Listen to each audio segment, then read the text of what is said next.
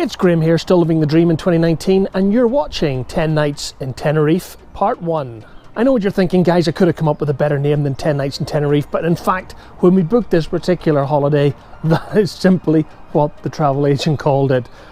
I had thought of other names, but 10 Nights in Tenerife seemed to stick in my head, and therefore that's what we're going to call this video. As you can see, the weather here in Strathaven is far from sunny at the moment, and in fact we've had a lot of rain over the last 48 hours, so getting away to Tenerife is going to be pretty amazing for Fiona. As I said in the channel update a couple of weeks ago, Jet2 is a brand new one for Fiona and I. We have never flown Jet2 before, so it's going to be a new review for Fiona and I, and therefore this channel. So come and join Fiona and I in part 1 of 10 Nights in Tenerife as we take you from Glasgow to Tenerife on Jet2.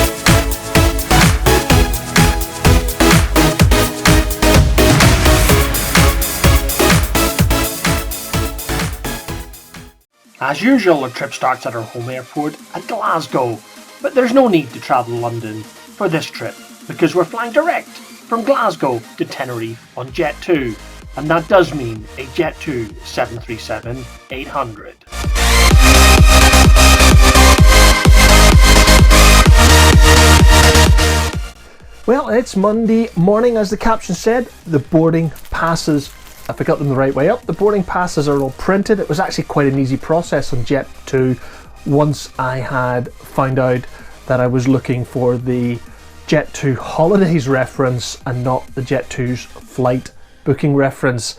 So a little bit confusing, but I sort of worked it out in the end. It was in the small print somewhere in the website that I managed to find. I'll introduce you to the latest piece of tech that's going to join Living the Dream on this particular trip, and that's the DJI Osmo Pocket.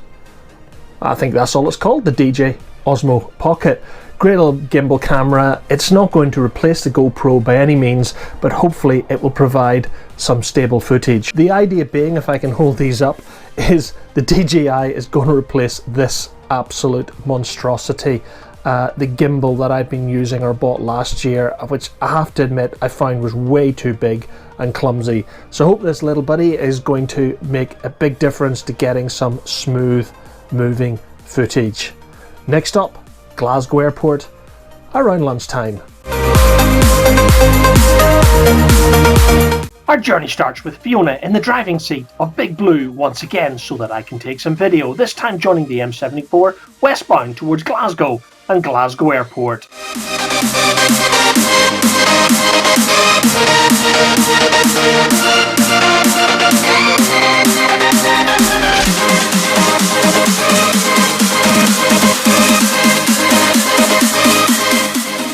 You may be asking why Fiona and I drove to the airport this time and didn't take a taxi as we normally do. The simple answer is that our flight back from Tenerife in 10 days time landed at 1:30 AM, and therefore I wasn't sure that our local Strathaven taxi firm would be too happy picking Fiona and I up at 2 to 2:30 AM on a Friday morning. So we booked into the official Glasgow Airport long stay car park, which is only a 5 to 6 minute bus ride from the airport terminal itself. The one thing that I had forgotten about that today was Fair Monday, the traditional first day of the Glasgow 2-week getaway. This meant that the long stay car park was extremely busy, and it took us at least 5 to 10 minutes to finally find a car park space at the far end of the long stay car park.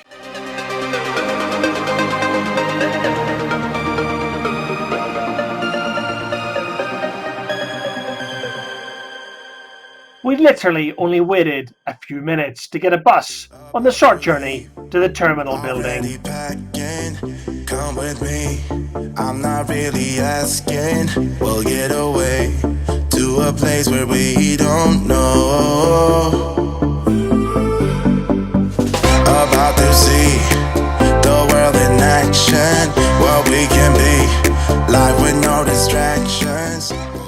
The next thing I hadn't realised about Jet2 is they didn't check in at the main terminal at Glasgow Airport. Like other low-cost airlines such as Ryanair, Jet2 use a temporary Terminal 2 facility only a few minutes walk from the main terminal. It had been many years since Fiona and I last visited this temporary facility, which used to be the check-in area for EasyJet.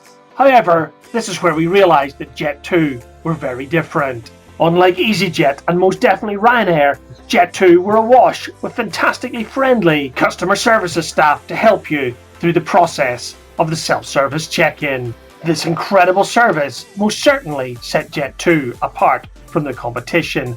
Maybe Jet2 see themselves as a holiday airline and not just a low-cost carrier. Fiona and I therefore headed for the security area, very impressed so far with Jet2. Now looking back, eyes on the free. As per usual at Glasgow Airport, security was a fairly miserable place with lengthy delays. And I'm sure you will appreciate I didn't film the pretty horrible process. Nevertheless, we were soon on our way through duty free, heading towards Frankie and Benny's.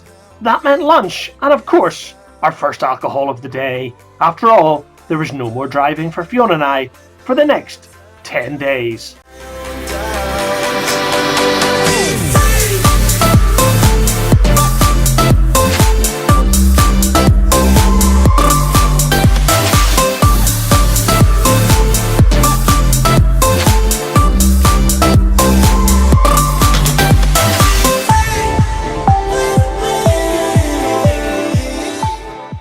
For the first time in a very long time at an airport, Fiona and I were in no rush, so lunch at Frankie and Benny's was a leisurely affair, putting us bang on schedule to board the aircraft 35 minutes before departure.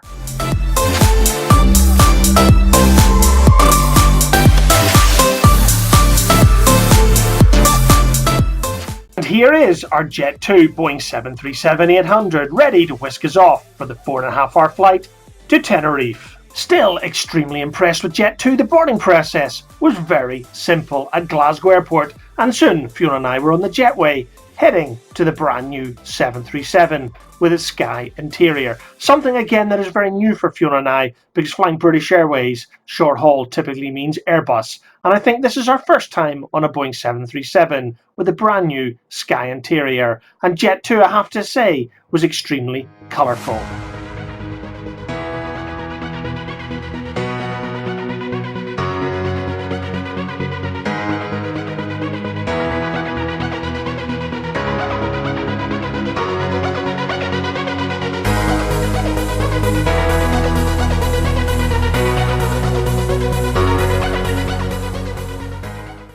I suppose I shouldn't sound so surprised, but our aircraft pushed back bang on time en route to runway 23 at Glasgow Airport. Well done, Jet2. Fiona and I remain impressed so far.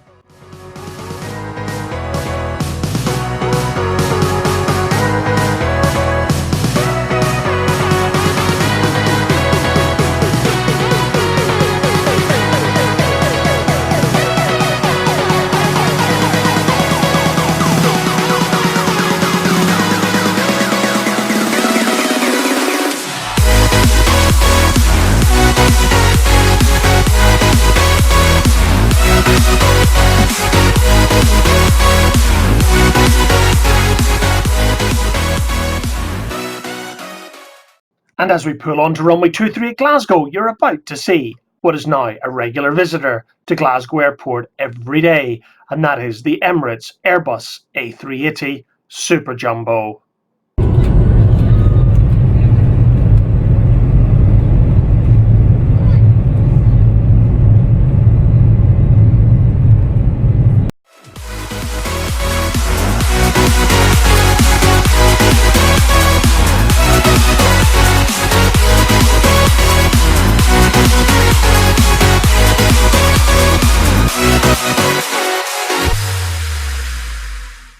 Late afternoon tea for me was a coffee and a twirl, but something entirely different for Fiona. Like so many inter-European airlines, Jet2 charged for food and drink, but I must admit they weren't that expensive. This is where I have to tell you that Fiona and I booked an emergency exit row, so we had plenty of leg room, but if I had one criticism of Jet2, their very colourful leather seats were extremely uncomfortable.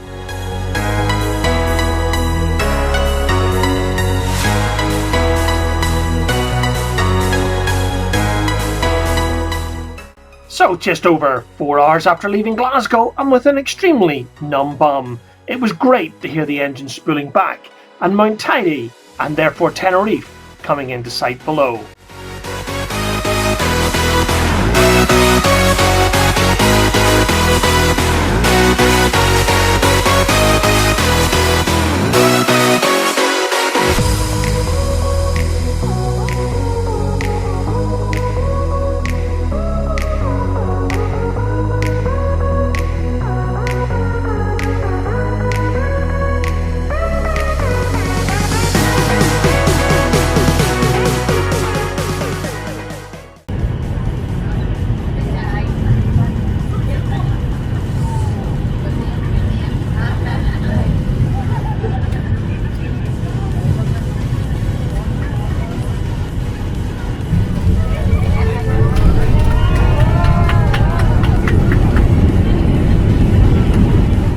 Applauding a safe landing must be a Glasgow holiday thing, because I've certainly never heard it before.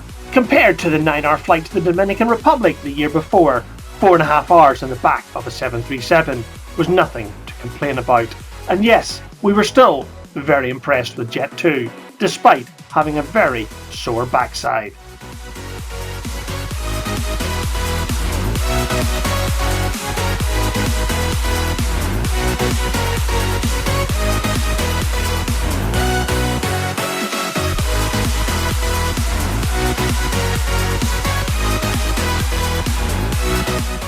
Again, I have to admit that the international landing procedure at Tenerife International was very easy indeed, and within 5 minutes of clearing immigration, Fiona and I were down collecting our bag and then en route to the waiting bus to the resort.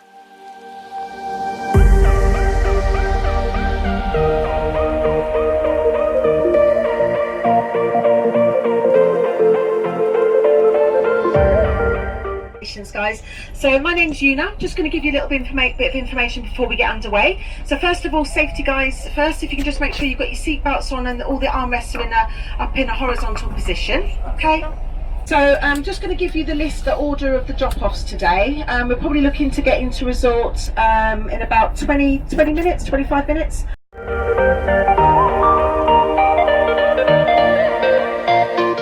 As luck may have it, or not in our case, our hotel was the last drop-off point, and that meant a 25 to 30 minute bus ride was more like an hour. So as you can imagine, we did not avail ourselves of the free Jet2 hotel transfer service on the way back to the airport in 10 days' time. Fiona and I just sat back and enjoyed the tour of Las Cristianas, Las Americas, and finally, Adeki.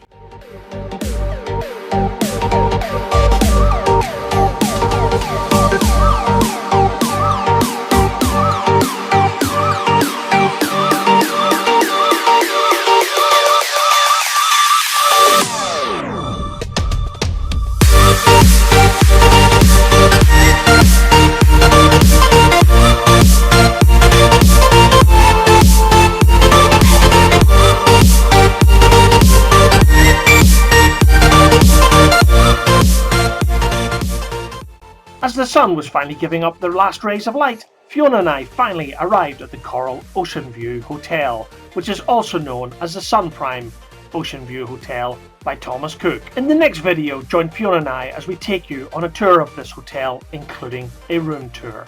As we'd arrived too late to get dinner this evening, the hotel had left us this cold meat platter. Nah, not great for Fiona and I, so we headed down to the beach and we found a great pizzeria. So to continue following Fiona and I as we do 10 nights in Tenerife, don't forget to hit the subscribe button, and I look forward to seeing you in the next video. Thanks for watching.